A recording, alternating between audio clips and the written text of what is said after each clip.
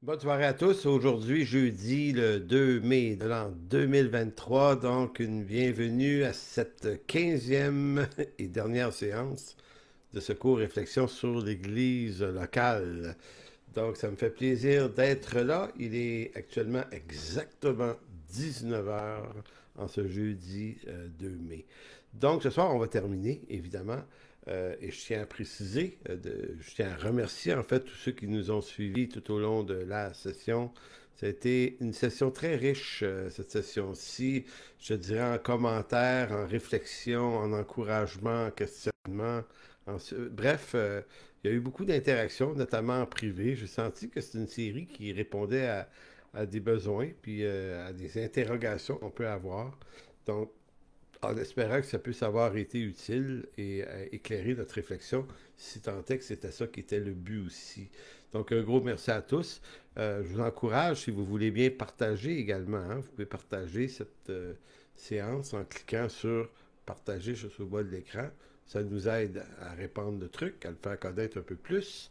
Donc, voilà en gros pour le début de cette 15e séance.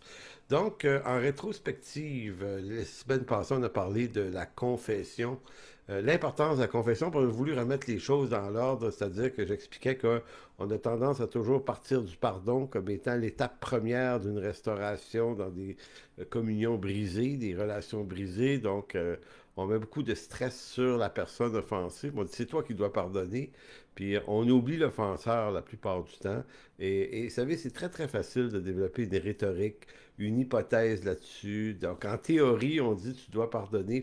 Ça se dit bien, ça se dit bien. Mais si vous avez fait beaucoup de cure d'âme, vous savez que ça ne fonctionne pas comme ça. Et si ça ne fonctionne pas bien, si les gens peuvent prétendre des fois avoir pardonné, là, j'ai vu ça beaucoup, là, des gens disaient oui, oui, j'ai pardonné, oui, oui, j'ai pardonné, mais quand tu grattes un peu, finalement, non. Tu sais, en, on a pardonné en parole parce que peut-être qu'on souscrivait à un idéal chrétien du pardon, mais vraiment pardonner, c'est une autre affaire, puis ça implique la confession. Ça ne signifie pas que sans confession, on ne peut pas y arriver. Le pardon est tout aussi nécessaire que la confession, mais cependant, ce qu'on exprime, c'est que la confession est vraiment une étape qui facilite énormément le pardon. Donc, c'est important de maintenir ça comme ça. D'ailleurs, petit commentaire, Matthieu 18 nous rappelle que si un frère ne veut pas reconnaître sa faute, donc confesser sa faute, s'il ne veut pas l'entendre, il peut même être mis hors de la communion, donc sous discipline, ce qui veut dire hors du pardon. C'est à ce point que la confession est quand même importante. Donc, j'ai jamais trop compris pourquoi, dans notre monde chrétien, on a skippé la confession, comme tasser ça du revers de la main, alors que l'Écriture n'en dit pas autant.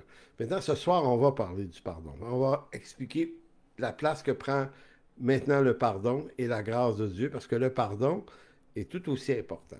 Donc, vous aimez ça, la confession, c'était la semaine passée. Cette semaine, trois sujets pour conclure la session. Le premier, on va voir d'abord trois tendances qui affectent la confiance des membres d'une Église envers ceux qui la dirigent. Donc, trois choses qu'on fait, et je tiens à préciser que c'est des choses que j'ai fait moi-même, malheureusement d'ailleurs, et aujourd'hui je le vois, là, mais à l'époque, ça m'échappait. Donc, c'est trois tendances, trois mauvaises habitudes qu'on a quand on est pasteur ou ancien, qui affectent la confiance des membres de notre Église envers notre pastorat. Le deuxième point, on va revenir sur cet ouvrage de Dietrich Bonhoeffer, c'est évidemment de la vie communautaire, page 113 à 116 de ce livre-là. Et c'est là qu'on va parler de l'importance du pardon. Donc, on a parlé de la confession, selon Bonhoeffer, la semaine passée, et l'autre semaine d'avant, cette semaine, le pardon, selon Bonhoeffer. C'est très, très bon. Et le troisième sujet, on va conclure sur une lecture du psaume 133. Ça va être assez rapide, ça. Ça va être pour montrer la beauté d'un psaume qui élève au plus haut point l'Église et la communion des frères. Ah, qu'il est bon et agréable pour des frères de demeurer ensemble. Psaume qui laisse pressentir la force et l'unité du Christ dans son Église. Alors voilà pour le menu de ce soir. Donc commençons par les trois tendances ou attitudes qui affectent la confiance des membres d'une Église envers ceux qui la dirigent. Donc, un des grands défis de l'Église locale et de ceux qui dirigent une Église locale et des membres d'une Église locale, c'est que le défi est présent pour tout le monde, c'est de préserver un rapport de loyauté, d'honnêteté, de confiance et de transparence entre les anciens, les pasteurs, là, et les membres de l'Église en vue d'assurer le lien de confiance nécessaire à la longue vie de l'Église.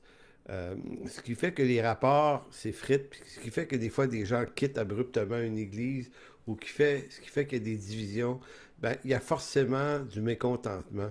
Et si dans certains cas, certains des mécontents peuvent être des personnes problématiques eux-mêmes, effectivement, ça existe. Ça existe des gens qui sont jamais bien nulle part, puis qui sont jamais contents, puis bon. Mais ça, on peut identifier ça. Mais tous les gens qui sont mécontents ne sont pas nécessairement problématiques. Quelquefois, c'est nous, comme dirigeants, qui ne voulons pas les entendre. Et des fois, il y a des points intéressants. Et c'est là que je dis que ça fait partie des grands défis d'avoir une écoute attentive des problématiques parmi les membres, les frères et les sœurs de nos églises, si on veut assurer un lien de confiance. Et le lien de confiance, c'est probablement une des valeurs les plus importantes. Quand des gens dans une église ne font plus confiance aux pasteurs, je dis aux pasteurs au pluriel, là, de plusieurs, là, ça ne pourra pas durer. Ces gens-là vont quitter, puis quelquefois, ils ont raison de quitter. Puis des fois, non. Bon, ça, c'est une autre affaire. Donc, les trois sujets, les trois tendances qui affectent la confiance des membres, la première, c'est l'évitement des sujets sensibles qui causent de l'inquiétude parmi les membres de l'Église. Je répète ça, l'évitement des sujets sensibles par les dirigeants qui cause de l'inquiétude parmi les membres. Le deuxième qu'on va voir, c'est l'usage excessif de superlatifs pour embellir la réalité de l'Église. Donc, quand on parle de superlatifs, là, on parle de en mettre plus qu'il y en a sur la qualité des situations. Donc, on veut tellement embellir l'Église pour lui donner une image extérieure ou à l'intérieur, à quel point tout va bien, que ça finit par devenir trop. Et ça aussi, c'est pas une bonne idée. On va voir ça. Et la troisième tendance, c'est quelquefois pousser à l'idée d'aller de l'avant pour se sauver de situations non réparées. Ça, c'est une autre tendance. Puis si je parle de ces trois tendances-là, c'est parce qu'elles sont présentes en général dans beaucoup de nos églises. Ce sont des tendances que j'ai été prêt avec ça. Ça prend du temps avant, à un moment donné, de se rendre compte de soi-même que des fois, on est dans des situations et on ne devrait pas aller là. Puis ça brise la confiance des gens envers nous. C'est difficile à vivre, ça, mais des fois, c'est de notre faute. Puis il faut le voir. Donc, voyons maintenant le premier des trois. On parlait de l'évitement des sujets sensibles qui causent de l'inquiétude parmi les membres de l'Église. Donc, l'évitement. L'évitement, il arrive à des pasteurs que des pasteurs adoptent inconsciemment ou consciemment un discours qui présente la situation de l'Église locale. Donc, on présente la situation de l'Église locale à nos membres en évitant de parler franchement de certaines affaires qui ne fonctionnent pas bien dans l'Église. On ne veut pas aller là, voyez-vous. On parle ici de pasteurs ou d'anciens qui vont utiliser une stratégie de communication par laquelle ils vont éviter d'aborder certaines problématiques qui affectent l'Église. Tu sais, c'est un peu comme si on n'en parle pas, ça n'existe pas. En fait, ne pas en parler ne fait pas cesser que la chose existe. En fait, éviter d'en parler, c'est de faire en sorte que les gens vont s'en parler. Un frère m'avait dit il y a très longtemps, il dit, il faut que tu saches une chose, mon ami. Il dit, si tu ne veux pas parler de certains sujets sensibles dans l'Église, il dit, il faut que tu saches que les gens dans l'Église, eux, ils vont se parler quand même.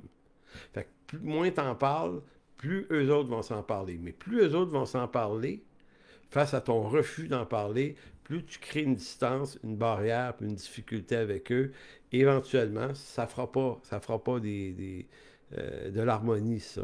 Donc, pour contrer les inquiétudes soulevées par certaines personnes de l'Église, ce qu'on fait, puis je pense que si vous êtes pasteur, là, vous ne pouvez pas dire que vous n'avez jamais fait ça, là, on envoie quelques messages par la bande. On fait ça lors de nos prédications. Hein? On trouve des occasions plus officielles. Tu sais, c'est comme si on va le dire à tout le monde dans l'Église. Donc, je vais passer le message, mais je veux passer le message à Joe Blow, c'est à lui au fond, lui puis deux, trois dans ce coin-là, c'est à eux autres, je veux le dire, mais je veux pas aller voir ces gens-là ou je veux pas les entendre. Fait que je leur passe un message par la bande pour les faire sentir coupables. Peut-être qu'ils sont des rebelles finalement. Donc, on lance des trucs comme ça et ça, c'est mortel. Ça peut paraître efficace puis soulageant à court terme, mais ça ne l'est pas à long terme. Donc, on est en train de s'investir éventuellement un problème parce que les gens ne sont pas bêtes, ils l'entendent, ils se rendent compte du jeu de manipulation, ils voient bien qu'on utilise le pupitre pour régler des comptes. Et il faut se rappeler une chose, les gens se parlent dans l'Église. Donc, des fois, il vaut mieux affronter ce qui ne va pas, prendre le temps d'écouter. Peut-être que les gens ont raison, peut-être qu'ils ont raison à moitié, peut-être qu'on a tort complètement ou tort à moitié, peu importe. Mais d'avoir cette attitude à écouter les membres de notre Église, ça crée un avantage, ça maintient la confiance. Puis s'il y a une chose qu'on ne doit pas perdre, c'est la confiance des gens. Donc, ça, c'est le premier point. Ça c'était la première tendance. La deuxième tendance, c'est l'usage des superlatifs. L'autre problème est celui de l'usage de superlatifs qui servent à embellir l'Église par un discours qui fausse la réalité des faits. On veut tellement présenter notre Église de manière positive. Pourquoi? Pour contrer les angles morts et les problèmes qui affectent l'Église. C'est ainsi qu'on exagère les éléments positifs. Hein? Un superlatif, qu'est-ce que c'est? Ben, c'est l'usage d'une expression qui décrit avec exagération ce qui n'est pas en train vraiment de se passer, en d'autres mots. Bon, je vous donne l'exemple. On va dire d'un événement qu'on a vécu en Église, par exemple, que ce soit une mission, on fait ça souvent, nous autres, des missions, des voyages missionnaires, je veux dire, des séminaires, des week-ends à l'Église, de ceci, de cela, ou bref. Donc, quand on vient le temps de décrire l'affaire, on utilise des superlatifs, c'est-à-dire, on va dire, c'était exceptionnel. C'était extraordinaire. C'était miraculeux. Le Seigneur était là, tu sais, puis là, on en met. Puis quand on en met beaucoup comme ça, le problème, c'est qu'on n'était pas tout seul qui était là. Puis des fois, il y a des frères qui nous écoutent, puis ils disent, non, ben moi, j'étais là à cet événement-là, puis c'était pas... c'était bien, mais c'était pas à se jeter à terre, là. Voyez-vous? Écoutez, ça, je vais vous donner un exemple qui ne me met pas extraordinairement en scène là-dedans, mais c'est qu'il y a à peu près 15-16 ans, j'étais encore au Saguenay.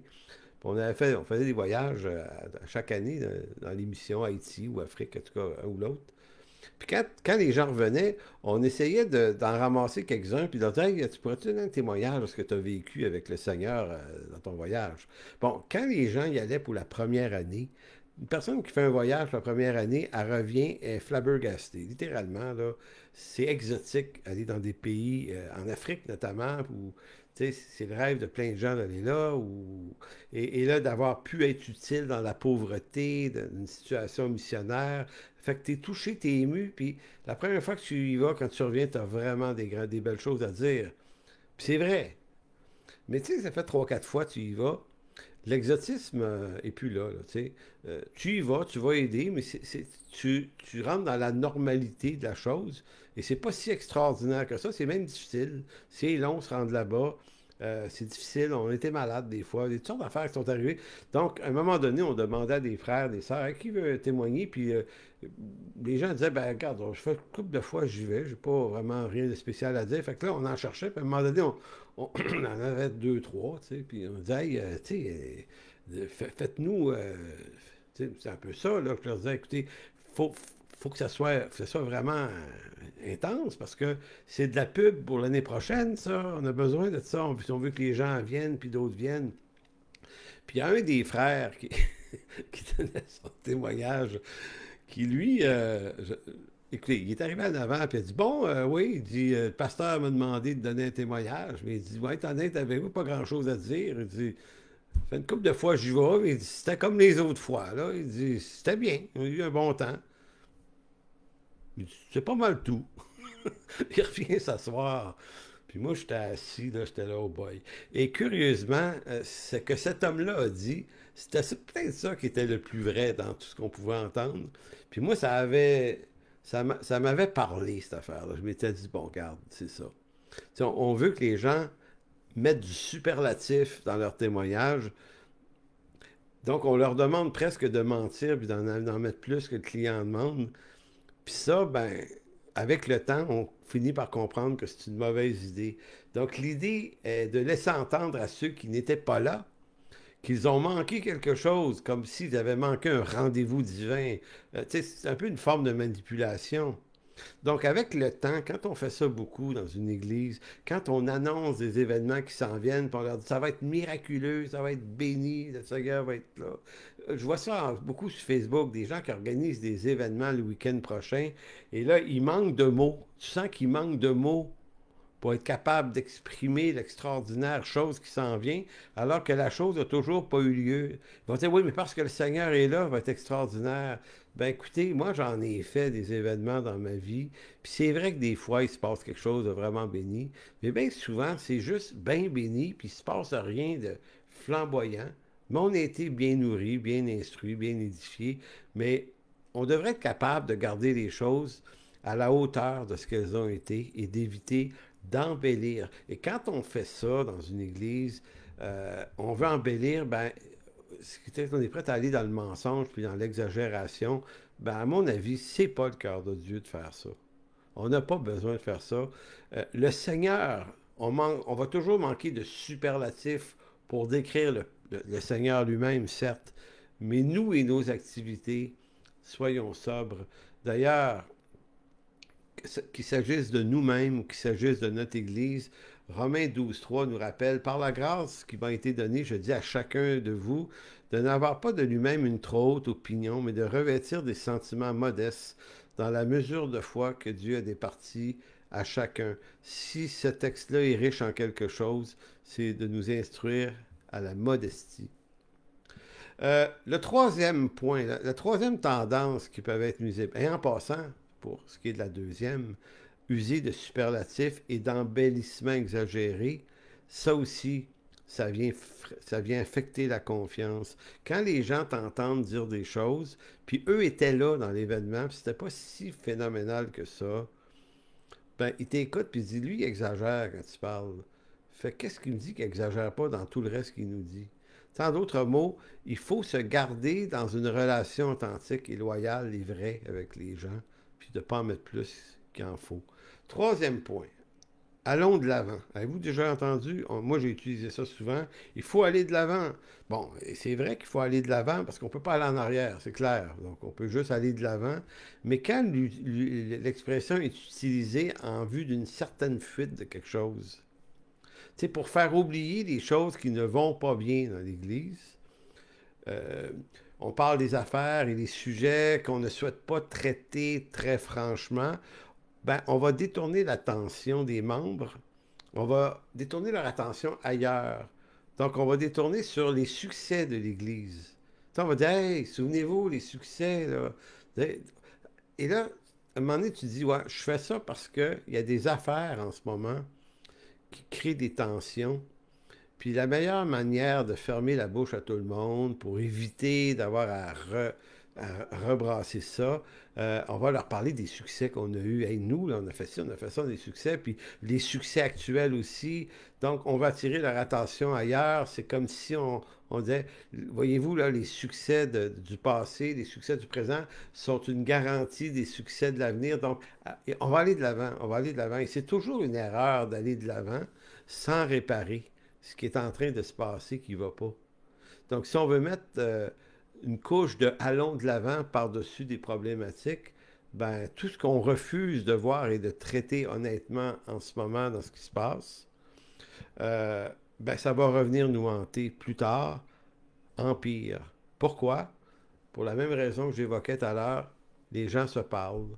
Puis quand ils voient qu'on ne se préoccupe pas de certaines choses dont on devrait se préoccuper, mais qu'on les lance dans une vision d'avenir extraordinaire, remplie de superlatifs vers l'avenir, ben, ils finissent par comprendre le jeu qu'on est en train de faire. Et vous savez que c'est une tactique politique Vous saviez ça? Les politiciens utilisent abondamment cette tactique-là. Quand un parti politique au pouvoir, le gouvernement multiplie les quelques gaffes là, dans son mandat, puis à un moment donné, là, ça fait 2, 3 semaines que les médias là, tournent autour d'une mauvaise nouvelle, puis le gouvernement fait des erreurs, puis là, la critique. Vous allez remarquer que les gouvernements sont très habiles pour lancer quelque chose, un nouveau projet, une nouvelle mesure, quelques milliards investis dans quelque chose. Qu'est-ce que ça vient faire? Ça pogne tous les médias, puis ça les amène dans la nouvelle chose. Et là, le gouvernement se dit, bon, on a réussi à faire passer à d'autres choses. C'est une tactique politique, c'est tordu, et pourtant, on fait ça des fois dans nos églises. Dites-moi pas non, non, non. Oui, on fait ça. On fait ça, puis on fait ça parce qu'on manque peut-être de courage et d'assurance pour affronter les situations. Donc, pour faire oublier des échecs, pour faire oublier des mauvais choix, des mauvaises décisions, comme dirigeant, on rappelle nos grandes réussites du passé comme si elles étaient une garantie des réussites qui s'en viennent. Donc, allons de l'avant. C'est en avant qu'il va se passer des belles choses. Donc, si le truc fonctionne assez bien un certain temps, tôt ou tard, si rien ne s'améliore, qu'est-ce qui va arriver? Parce que ça ne s'améliore pas si on ne règle pas les problèmes. Donc, ben, il va y avoir une perte de confiance des membres de l'Église envers les dirigeants.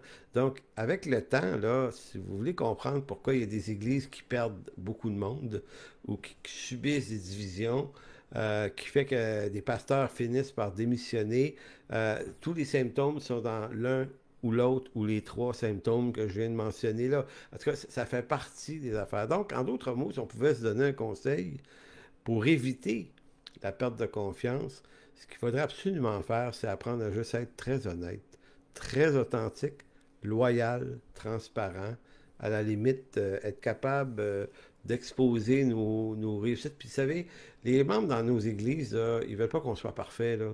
Ils veulent pas qu'on se trompe pas, ils veulent pas qu'on soit des super-héros. Ils veulent qu'on soit des bergers selon le cœur de Dieu. Puis comme on est des hommes, on va se tromper des fois, capable de le dire. Parce que être authentique, c'est de nourrir la confiance. Donc les gens font beaucoup plus confiance à des gens ordinaires qui vont faire confiance à des gens qui se prétendent extraordinaires et qui vivent toujours des trucs extraordinaires. C'est un peu l'idée. Je vais vous donner un exemple qui implique notre Église. J'en parlais à Michel, le co-pasteur avec moi. Là, tu demandais s'il était confortable parce que j'aborde cette question-là. Il m'a dit oui après-midi. Vous savez, vers la fin de l'été passé, on a tenu une rencontre, un week-end à la Villa de Brome. Tous ceux qui pouvaient dans l'église, on était 70, 80, je me souviens, je pense 70 à peu près, en tout cas à peu près. Tous ceux qui pouvaient parce qu'on a rempli la place au complet. Mais voici qu'à un moment donné, c'est un week-end informel, communion fraternelle, plus rien de spécial, mais il y a quelques discussions. Puis à un moment donné, on a senti qu'il y avait une inquiétude qui était soulevée par certains, ici et là. Et puis l'inquiétude, c'était, nous, on a une église, elle est assez jeune, mais on n'a pas beaucoup de relève. C'est un défi, ça, pour nous. On le sait. Mais quand c'est venu le temps d'en discuter dimanche, j'ai très bien remarqué mon réflexe, mon bon vieux réflexe de dire ah non, non, on va s'attendre au Seigneur, Dieu est souverain, vous allez voir, le Seigneur veut ça de même, blablabla. Puis là, regardez, ça va bien parce que tous les autres secteurs de l'Église ont de la croissance chez nous, ça va bien. On va bien, je veux dire, c'est béni. Puis là, je suis pas en train de mettre des superlatifs, là, je ne dirais pas que c'était extraordinaire. Non, non, on est une église ordinaire, puis ça va bien. Puis on a des bons résultats, puis ça va bien, puis une ambiance super. Donc, c'était facile de dire, détourner l'attention des gens de cette inquiétude, peut-être de notre faiblesse du côté de la relève, pour dire, mais voyez tout ce qui va bien en ce moment. Pourquoi vous appréciez pas ce qui va bien? Puis ça a été un peu mon attitude. Et puis en revenant de là, ça me travaillait, moi, dans mon cœur. Fait que j'ai rencontré Michel Veilleux, l'autre pasteur. J'ai dit, écoute, peut-être qu'on devrait porter attention à cette inquiétude-là. Puis lui aussi, il a dit, oui, on devrait faire ça. Fait que c'était intéressant parce que on contournait notre réflexe habituel. On disait, non, il y a de l'inquiétude. Vous savez, une église, c'est vivant. C'est un corps vivant. C'est le corps de Christ. Mais les gens qui la composent, cette église-là, là, ils sont organiquement liés les uns aux autres. Et on aurait tort de ne pas prendre le temps de porter l'oreille à des sensibilités qui se promènent. Et quand on porte attention à ces sensibilités-là, ces inquiétudes-là, puis on décide, OK, on va les entendre, on va les écouter, on va pas les contredire. On va pas se servir du pupitre dimanche prochain pour dire, ouais, là, tu sais, blabla, il y en a qui pensent que... Non, non. On va pas traiter les choses du pupitre. On va écouter, puis on va retenir ce qui est bon dans tout ça. Et puis, finalement, ce que ça nous a porté à faire à partir de l'automne, à partir vers le mois d'octobre passé, c'est d'entrer dans cette inquiétude, de dire, OK, on ne la voulait pas, on aurait voulu l'éviter, on aurait voulu aller de l'avant, on aurait voulu... Mais on s'est dit, non, on va se créer des comités. Pas des, mais un comité. On a parlé au CA de l'Église, on a parlé un comité de gens d'expérience de l'Église aussi. On a fait parler les gens, puis on a convenu que on allait se donner un mandat comme ancien d'expertiser notre situation, de l'analyser, de chercher des solutions, de regarder par quels moyens on peut s'en sortir, qu'est-ce qu'on pourrait faire, tu sais. Et une des choses qu'on a décidé de faire, c'est de changer probablement l'horaire de notre église, transiter vers des célébrations le matin. On a identifié différentes problématiques et différentes solutions à ces problématiques-là. Puis quand on est revenu à l'Assemblée générale des membres, il y a à peu près un mois et quart de ça qu'on a tenu cette rencontre début avril, on a donné les résultats de notre analyse. Et moi, j'ai été extrêmement béni de voir que les gens de l'Église étaient heureux de voir qu'on avait tenu compte de l'inquiétude qui flottait. On s'en était occupé. Et j'ai vraiment vu là, la nature, la qualité de confiance que ça crée, ça, dans une église, c'est extraordinaire. Et là, c'est pas un superlatif. J'utilise, c'est extraordinairement bon de voir que là, les gens nous disent, OK, ils ne sont pas déconnectés. Ils n'essayent pas de nous d'en passer une petite vite. Ils n'essayent pas de mettre sous le tapis des affaires qui ne vont pas. Ils sont capables, avec maturité et humilité, de prendre les choses. Donc, c'est des belles expériences à vivre. Donc, pour garder la confiance des gens de notre Église, il faut apprendre à habiter la réalité des problématiques et prendre charge des inquiétudes qui sont présentes au milieu de l'Église. Être capable de différencier des trucs qui sont peut-être pas si importants que ça, mais des choses qui sont importantes et qui valent la peine d'être regardées de près, parce que plus on va le faire, mieux on va le faire, plus les gens d'Église vont faire confiance. Et quand on enseigne la parole après, ils font confiance à cet enseignement qu'on amène. Ils disent, OK, les autres, ils n'essayent pas d'en mettre plus qu'il y en a, là. Ils mettent la bonne mesure des choses. Les gens de nos églises n'ont pas besoin que nous, les pasteurs, soyons des hommes extraordinaires. Ils n'ont pas besoin qu'on soit des personnages rayonnants. Ils n'ont pas besoin qu'on soit parfait. Ils ont seulement besoin que l'on soit des hommes ordinaires, à la limite vulnérables, mais surtout, ils ont envie de voir en nous des hommes fidèles dans la vocation qui leur est assignée.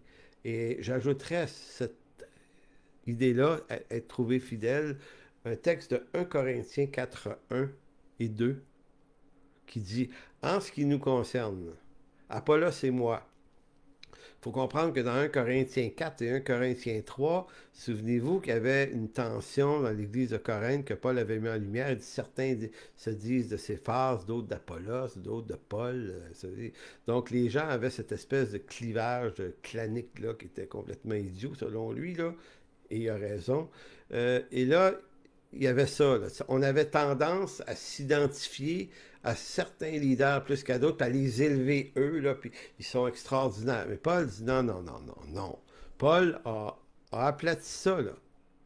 C'est extraordinaire. Même Paul refusait de recevoir pour lui-même une telle louange, bien qu'on apprécie l'apôtre Paul. Mais Paul dit non, non, non, non. Il dit, en ce qui nous concerne, 1 Corinthiens 4, en ce qui nous concerne, Apollos et moi, qu'on nous considère donc comme de simples serviteurs de Christ. C'est intéressant. Et ça, là, il faut résister, nous, à la tentation. Si on fait du bon travail, que les gens comment dire, nous élèvent au nu, et à un moment donné, ça fait plus de sens. Non, non. Des fois, j'ai dit, même à des gens qui apprécient ce que je fais, ils disent, écoute, moi, là, je fais ça par la grâce de Dieu, là. j'ai pas besoin qu'on embellisse ça à pu finir. Ben, donc, Paul le disait pour lui-même, qu'on nous considère donc comme de simples serviteurs du Christ, des intendants chargés de communiquer les secrets de Dieu. C'est la version sommaire, les secrets de Dieu. Or, en fin de compte, que demande-t-on à des intendants? Mais c'est qu'ils accomplissent fidèlement la tâche qui leur a été confiée. C'est très beau ce texte-là. C'est on prêche jamais là-dessus, hein? C'est de la sobriété. C'est comme Romains 12, 3 de tout à l'heure. Être sobre, de ne pas avoir de soi-même une trop haute opinion, de revêtir des sentiments modestes. Ici, c'est d'être trouvé fidèle, puis d'être trouvé fidèle autant devant le Seigneur à la vocation qu'il nous assigne, mais on doit être trouvé fidèle au regard de ceux qui nous écoutent, de ceux qu'on dirige. Donc, est-ce qu'ils sentent qu'on est loyal, authentique? Authentique, là, on veut dire par là, par la grâce de Dieu au mieux de notre connaissance, ou ils sentent qu'on est toujours dans le superlatif? Donc, c'était mon premier point ce soir. Mon deuxième, on va parler du frère, du pardon dans l'Église. On a parlé la semaine passée de l'intérêt de la confession qui doit être replacé comme l'élément numéro un du processus du pardon, de la réparation et de la restauration, dans l'ordre de ces 4 points. Maintenant, le deuxième point, c'est pardonner. C'est nécessaire de pardonner, évidemment. Donc, cette semaine, la seconde étape de ce processus de confession, c'est le pardon. Lorsqu'un frère confesse, ou une sœur, là, confesse honnêtement sa faute, on doit le réintégrer à la communion des frères parce que la grâce de Dieu qui lui est accordée relève du même sacrifice qui nous a nous-mêmes relevés et pardonnés devant Dieu. Donc on participe à une même grâce. Il y a des petits pécheurs, il y a des grands pécheurs, il y a des immenses pécheurs. Néanmoins, lorsqu'une personne honnêtement, sincèrement demande pardon, confesse sa faute, il est de notre responsabilité de relever le frère. On doit à ce moment-ci pardonner. Évidemment, c'est pas toujours facile. Il y a des affaires graves, il y a des cas très exceptionnels, mais il n'y a aucun cas, il n'existe aucun cas qui ne peut pas trouver la grâce du Seigneur pour le relever. Il est arrivé des fois dans le passé où des situations très graves, j'ai vécu ça, où on pouvait dire à un frère, regarde, t'es pardonné, t'as confessé, c'est bon, accepterais-tu pour un an de fréquenter telle autre église, le temps de laisser la poussière retomber ici, l'année prochaine, si tu veux, tu reviens, puis on retravaille, il y a des affaires, c'est tellement intense, mais voyez-vous, mais faut jamais fermer la porte de la grâce et du pardon à une personne qui confesse sa faute. Parce que si on fait ça, c'est le désespoir. Donc, ce qui rend possible le pardon, comme on a vu la semaine passée, c'est la confession de la faute. Et la confession de la faute rend possible la réintégration du pécheur dans la communauté des saints. Autrement, c'est le désespoir du pécheur, c'est la solitude, c'est l'abandon, c'est le rejet. Et on n'est pas appelé à faire ça. C'est pour ça que le livre de Bonhoeffer, page 113 à 116, dans ce livre-là, de la vie communautaire de Bonhoeffer, traite habilement ce sujet-là, puis je vais vous faire quelques lectures. Donc, premier point, il appelle l'Église, lui, la communauté pieuse. Communauté pieuse, dans le langage de Bonhoeffer, ça ne signifie pas une Église en bonne santé. Au contraire, une communauté pieuse, c'est synonyme d'une Église qui serait pharisienne. C'est une Église de gens justes. Ça évoque l'idée d'une Église légaliste et sans vie qui n'admet pas en son sein qui n'admet en son sein que ceux qui réussissent. Donc, au mépris de ceux qui réussissent moins. Il appelle ça une communauté pieuse. Donc, qui n'a de place que pour les meilleurs. Donc, elle est dite pieuse parce qu'elle répugne tout ce qui n'est pas à la hauteur de sa justice et de sa pseudo-sainteté. Un peu comme les pharisiens du temps de Jésus qui jugeaient tous ceux qui n'étaient pas à la hauteur de leur sainteté. Donc ça, c'est une communauté pieuse. Donc, il va dire ceci, page 113, « La communauté pieuse, en effet, n'autorise personne à être un pécheur. » C'est curieux, hein? Il s'ensuit que chacun doit chercher à cacher son péché à lui-même d'abord, puis à la communauté ensuite. Il ne nous est pas permis dans une telle communauté d'être des pécheurs. Et beaucoup dans cette communauté seront saisis d'épouvante quand ils découvriront soudain parmi eux un pécheur qui s'avoue pécheur authentiquement. Voilà pourquoi le pécheur dans une telle communauté préférera rester seul avec son péché au prix du mensonge et de l'hypocrisie. Donc, ce qui est, ce qui est riche dans le discours de Bonhoeffer, c'est que si on n'a pas une démarche de pardon envers le pécheur, mais repentant, si on n'a pas une démarche de réintégration, on condamne le pécheur à dire ben, j'aime mieux pas en parler d'abord, j'aime mieux pas demander pardon, rien confesser, parce que si je le fais, là, je vais avoir des troubles. Ils vont. Tu sais, des fois, on a des cas de discipline dans nos églises, évidemment, mais les cas de discipline, c'est pour les non-repentants. C'est pour ceux qui ne se sont pas repentis, qui ne veulent pas reconnaître leur faute. Mais lorsqu'un pécheur la reconnaît, sa faute, humblement et sincèrement, on ne le met pas sous discipline. Évidemment, dépendant de la chose qu'il faisait dans l'Église, il peut perdre le privilège de l'exercice de quelque chose. On a vu ça des fois chez des pasteurs ayant commis l'adultère, ça peut arriver. On va dire, regarde, tu es réadmis dans la communauté, mais tu ne pourras plus enseigner, en tout cas pour un bon bout.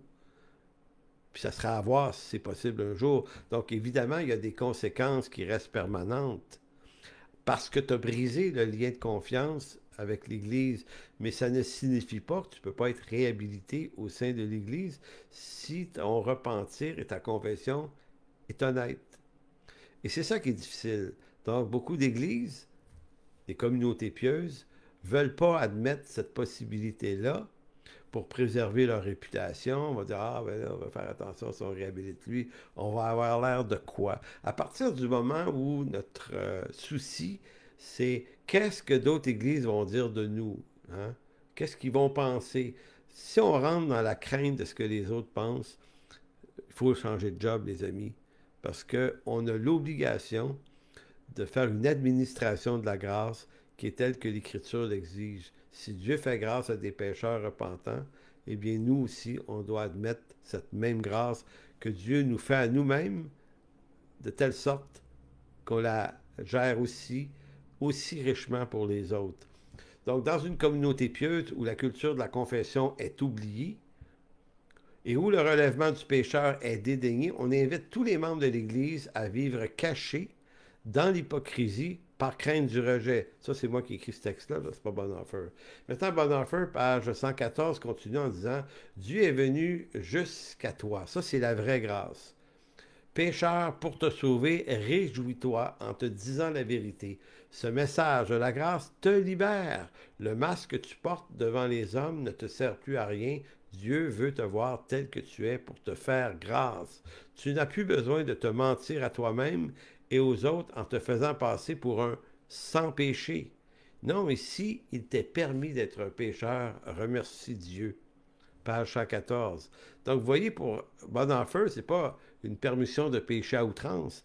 C'est juste qu'il t'est permis de pécher. Il t'est permis d'être tel que tu es devant Dieu dans une communauté qui est capable de supporter ta faute. Si tu t'en repens, ils vont être capables de te supporter.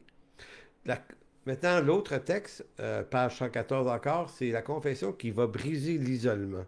La confession du péché amène le pardon brise l'isolement et la séparation du pécheur. Donc il dit, la confession rend possible l'accès à la communauté.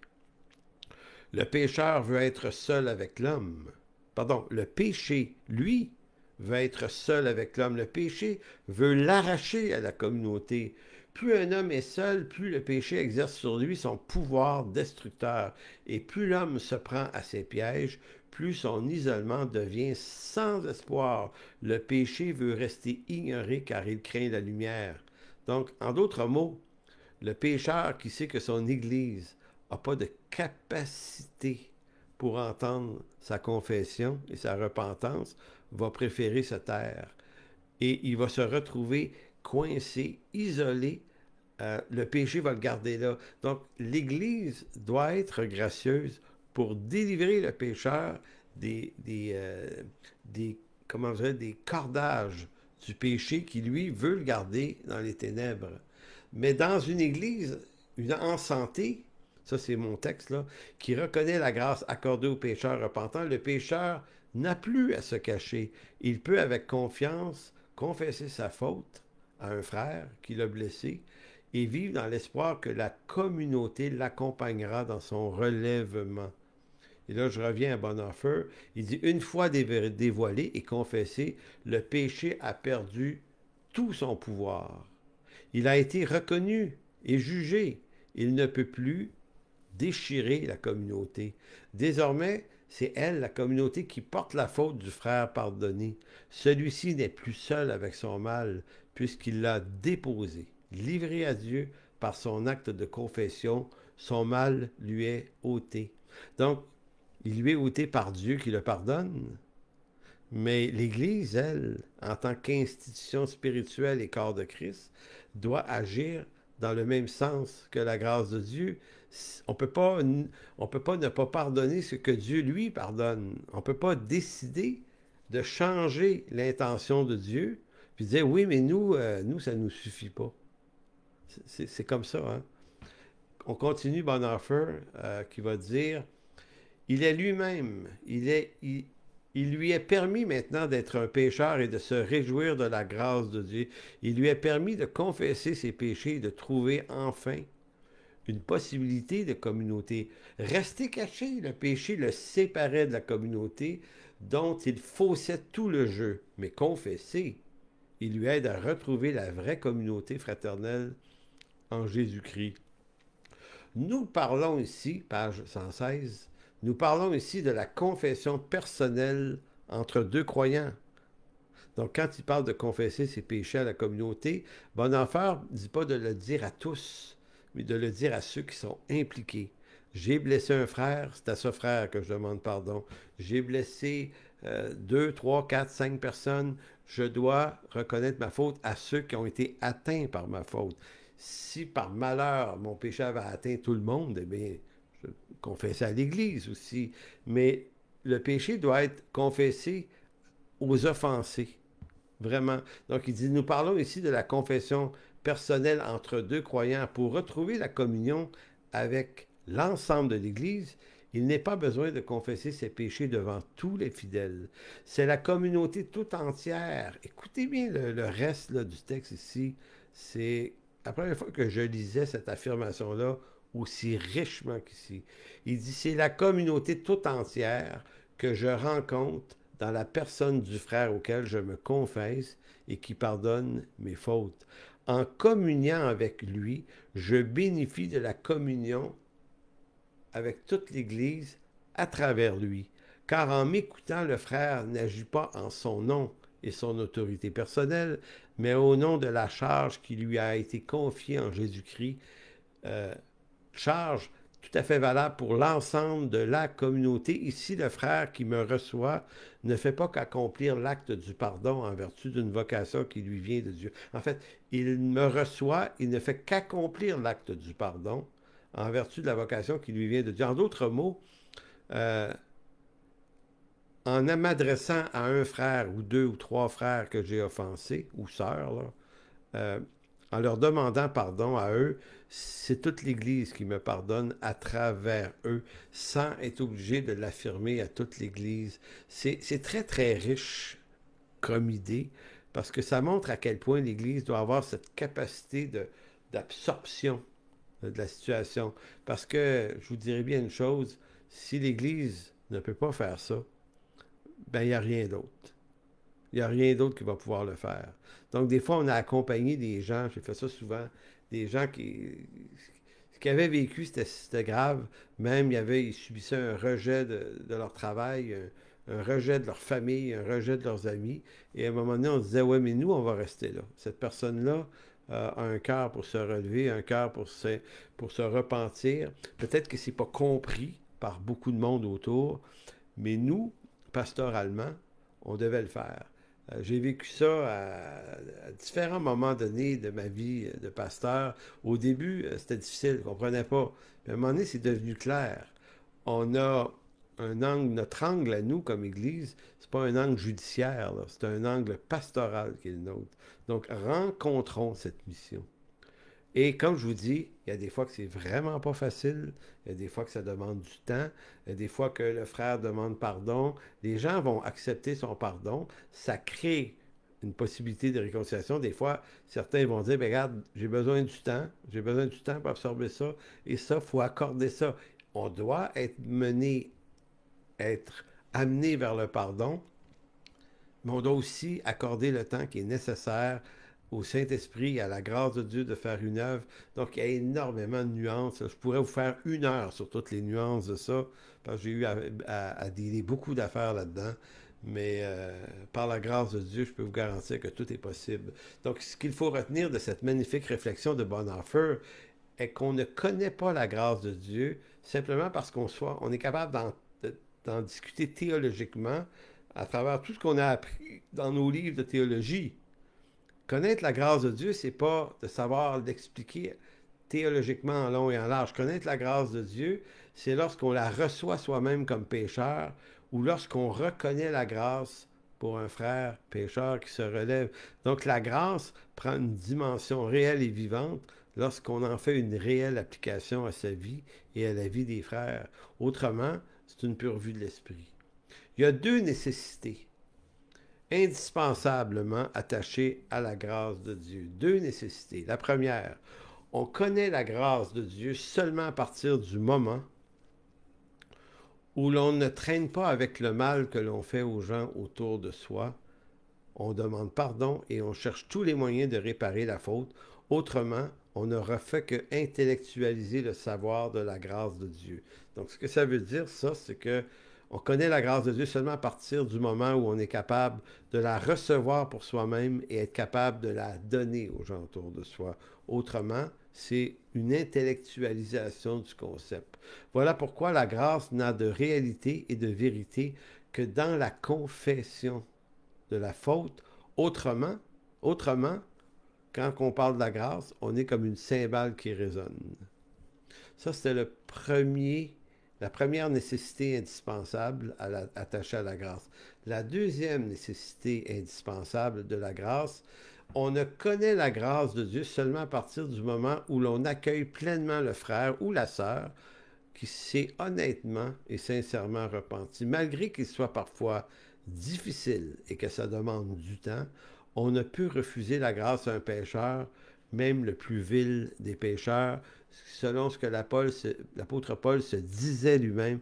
Et là, on va prendre des cas d'espèce. Paul, quelqu'un qui a fait tuer des chrétiens, se convertit un jour et se repent. Qu'est-ce qui se passe? Qu'est-ce qui se passe?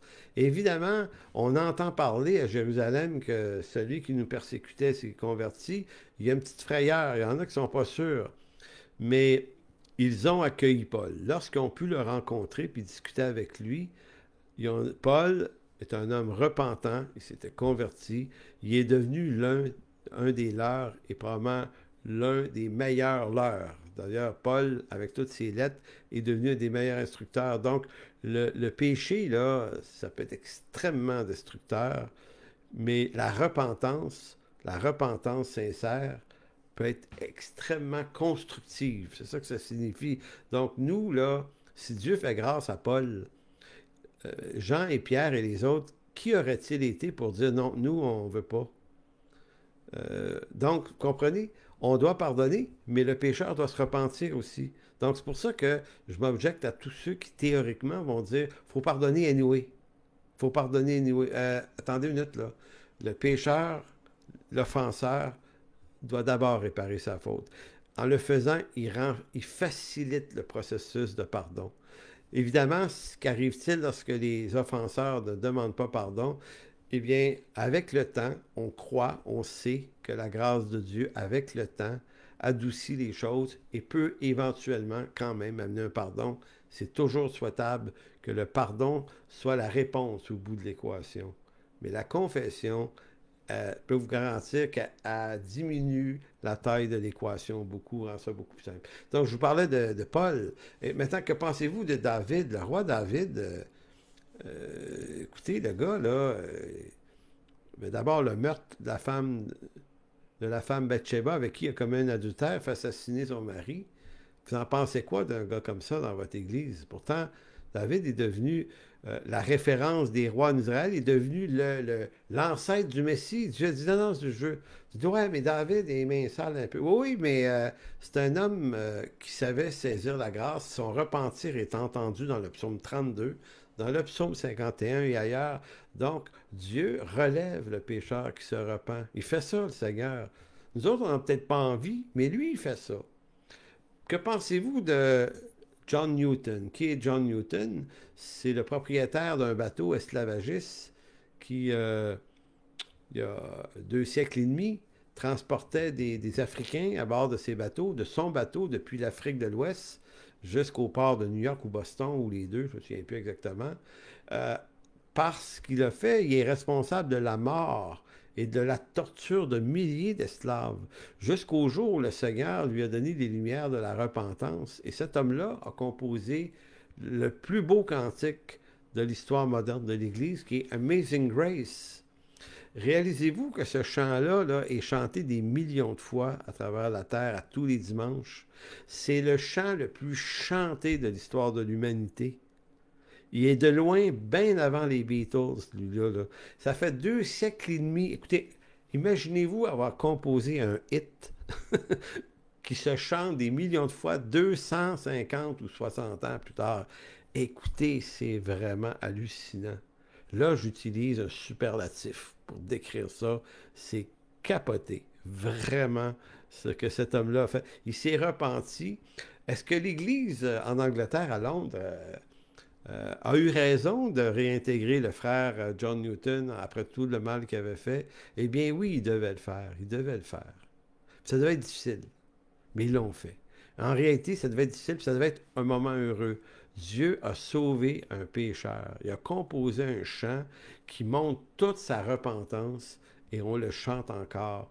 Donc, si vous pensez que la grâce de Dieu a des limites, eh bien non. Comme un des chants de Marjolaine Duguay, elle nous dit dans un chant magnifiquement dit, la grâce de Dieu, elle va jusque-là, jusque dans tes bas-fonds. Faut qu'elle aille là. Elle est plus grande que notre péché, cette grâce. Maintenant, encore une fois, celui qui ne veut pas se repentir, qui veut s'endurcir puis rester dans sa folie, ben lui, il est coincé là, là. Mais celui qui se repent, beaucoup de lumière. Donc, dans le Nouveau Testament, la grâce de Dieu est révélée, à relever, pardon. Dans l'Ancien Testament, la grâce de Dieu a relevé des lâches, elle a relevé des menteurs, des meurtriers, des adultères. Donc, à celui qui aujourd'hui refuserait d'accueillir la repentance et le pardon d'un frère ou d'une sœur qui reconnaîtrait sincèrement et honnêtement sa faute, montre par cette attitude que pour lui, la grâce de Dieu est une simple pure vue de l'esprit. Une décision qu'il prend, cette décision, cette résistance qu'il a, enlève à Dieu la grâce que Dieu permet, et ce frère soumet cette grâce à la gestion de sa propre volonté, ce qui est impensable.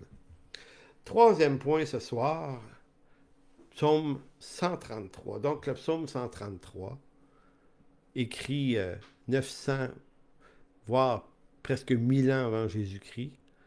Donc on est ici devant un psaume qui a plus de 3000 ans d'histoire. David va l'écrire avec la précision d'un langage chargé d'images, et ces images-là sont empruntées à l'univers du sacerdoce en Israël, le monde des prêtres sacrificateurs. Donc, à travers prêtre sacrificateur, à travers l'image d'Aaron, le grand prêtre, il va illustrer la bénédiction que c'est pour ceux qui appartiennent à Dieu. Et commençons tout de suite en disant que Aaron est une figure de Jésus-Christ, qui est le réel et vrai grand souverain sacrificateur. Donc, c'est pour ça qu'on comprend que le psaume 133, là, est un psaume prophétique qui annonce l'Église. Évidemment, il est tout aussi vrai pour les saints de l'ancienne alliance, de la loi. Évidemment, il y a comme ce qu'on appelle ce reste d'Israël, que certains vont appeler l'Ecclésia en Israël, le reste d'Israël. Évidemment, c'est vrai pour eux, mais ça annonce d'avance les bénédictions de l'Église. Donc, c'est ça qu'on comprend en le lisant, la qualité des bénédictions que Dieu accorde à son peuple le peuple de l'Église et de la Nouvelle Alliance, mais aussi ce psaume nous instruit sur toutes les richesses spirituelles dont un chrétien se prive lorsqu'il se fait voler par le malin cette unité en Église à laquelle il est appelé. Ça revient à dire que le psaume 133 est littéralement une manifestation, un encouragement à nous dire soyez dans un corps, dans une église. On ne discutera pas de la forme que l'église devrait avoir, là, on n'est pas là-dedans ici ce soir, mais il faut appartenir à une église auquel appartient le minimum de structure qui est convenu selon les textes du Nouveau Testament, donc des anciens, des pasteurs et ainsi de suite, des diacres. Donc on ne peut pas être deux là-dedans, on ne peut pas être trois chez juste moi, ma femme puis mon fils. Là, on doit s'extérioriser, appartenir, se rendre redevable à une assemblée locale, se rendre l'oreille attentive pour écouter la parole, l'exhortation. C'est un lieu d'adoration, de louange, de prière ensemble. La foi chrétienne n'est pas sans la communauté. Si on choisit de le faire sans communauté, encore là, on décide de suivre ses propres voies et non pas celles de l'Écriture. Donc le psaume 133 va comme ceci, Cantique des degrés de David. Voici, ô qu'il est agréable, qu'il est doux pour des frères de demeurer ensemble. C'est comme l'huile précieuse qui est répandue sur la tête, descend sur la barbe d'Aaron, qui descend sur le bord de ses vêtements. C'est comme la rosée de l'Hermon qui descend sur les montagnes de Sion, car c'est là que l'Éternel envoie la bénédiction, la vie pour l'éternité. Voyez-vous, rapidement, là, ce psaume-là nous utilise des images du sacerdoce. Aaron, le prêtre sacrificateur, l'huile. L'huile, dans le Nouveau Testament et dans la Bible, est souvent une figure de l'onction, mais aussi donc de l'Esprit Saint. L'huile ici va préfigurer le Saint-Esprit par lequel nous, tous les chrétiens, sont aujourd'hui élus et scellés de l'Esprit Saint pour vivre la pleine présence de la bénédiction. Donc le psaume exprime l'abondance, l'huile qui coule en abondance. Donc, pas un peu, là, mais beaucoup, ça coule, ça déborde jusque dans les franges de ses vêtements. Donc c'est vraiment un symbole intéressant. Aaron, qui est-il? C'est le prêtre sacrificateur. Lui, qui est-il dans ce psaume-là? Il est à l'image du Christ. Christ, porteur de l'abondance de la vie de l'Esprit qui coule dans l'Église. On voit ça dans ce psaume-là. La rosée qui descend de l'Hermon. Pour moi, ça, c'est une des grandes choses intéressantes. Il dit, c'est comme la rosée de l'Hermon qui descend sur les montagnes de Sion. Si vous comprenez la géographie d'Israël, c'est un pays qui est nord-sud surtout, dans sa longueur, nord-sud, est-ouest, beaucoup moins large. Et vers le nord d'Israël, vous avez le lac de Galilée ou de Tibériade, qui lui prend sa source de la montagne de l'Hermon, qui est encore là aujourd'hui d'ailleurs, au sud Liban. J'ai déjà approché cette montagne-là, je ne peux pas me rendre à cause des frontières, mais des neiges en haut, les neiges éternelles, c'est haut, là. Et ça, là, c'est ça qui alimente les cours d'eau qui viennent nourrir le bassin du lac de Galilée et qui nourrit toutes les terres autour. Ça devient la mamelle nourricière d'Israël, les grandes fermes qu'il y a là-bas, là, dans le nord d'Israël. C'est extraordinairement beau. Mais cette source-là vient de l'Hermon, elle coule, puis l'affluent, juste en bas, au sud de la Galilée, ça redevient un fleuve qu'on appelle le Jourdain, qui lui traverse Israël et va se jeter dans la mer Morte, qui est beaucoup plus bas vers le sud. Maintenant, toute la richesse d'Israël, la prospérité, est bâtie autour de ce cours d'eau-là. C'est pour ça que le psalmiste utilise cette image de la richesse de la bénédiction, comme l'huile qui coule sur la barbe de Aaron et qui descend jusqu'aux franges de ses vêtements, ainsi est l'eau qui descend de l'Hermon, qui devient la mamelle nourricière de tout un peuple. Et c'est pas pour rien si Jésus et Jean-Baptiste ont baptisé les premiers dans le Jourdain. C'est l'image empruntée à la bénédiction de Dieu, elle passe par là, donc on va baptiser les gens ici. Et le psaume se termine en disant, et c'est là que Dieu envoie la bénédiction. Donc, en d'autres mots, frères et sœurs, c'est l'image du corps de Christ. Et le Seigneur n'envoie pas sa bénédiction n'importe où. Il l'envoie à ce lieu précis, là où sont rassemblés des hommes, des femmes, des frères et des sœurs, qu'il est bon, qu'il est agréable pour des frères euh, et pour des frères de demeurer ensemble. C'est là que Dieu envoie la bénédiction. Donc, je vous dis ça en terminant, là, vous avez tort de choisir de ne pas avoir d'église. Parce que l'Écriture, autant dans l'Ancien Testament que dans le Nouveau Testament, nous dit à quel point c'est important de faire partie. C'est là que Dieu envoie la bénédiction. Et là, vous allez dire, ah, Dieu envoie sa bénédiction n'importe où. Non, Dieu envoie la bénédiction là où les hommes et les femmes qui lui appartiennent humblement se rassemblent ensemble en Église locale, puisque l'Église locale est l'expression terrestre de l'Église universelle dont il est la tête. C'est par ça. Donc, il faut arrêter de penser qu'on peut s'inventer nous-mêmes nos propres concepts. Les concepts sont parfaitement présents dans l'Écriture. Donc, en conclusion de quoi, je termine là-dessus en vous remerciant tout le monde pour les encouragements tout au long de la session. D'ici une semaine ou deux, je vais publier le lien des 15 capsules dans un même fichier sur mon blog. Vous allez pouvoir, si vous voulez reprendre ça, écouter ça là-dessus. Sinon, on se revoit en septembre. Et en septembre, normalement, si ça se passe comme je prévois, série sur le livre des Proverbes. Non pas le livre des Proverbes au complet, mais on va chercher des thématiques importantes dans le livre des Proverbes et peut-être dans les psaumes aussi. Puis on va exploiter ça dans la session de septembre pour notre encouragement à tous. Donc, passez un bel été tout le monde. Merci encore pour les encouragements, pour la participation. Moi, ça m'a beaucoup, beaucoup béni de vous entendre, de vous lire. C'était vraiment important. Alors, merci. Que Dieu vous bénisse. Au revoir.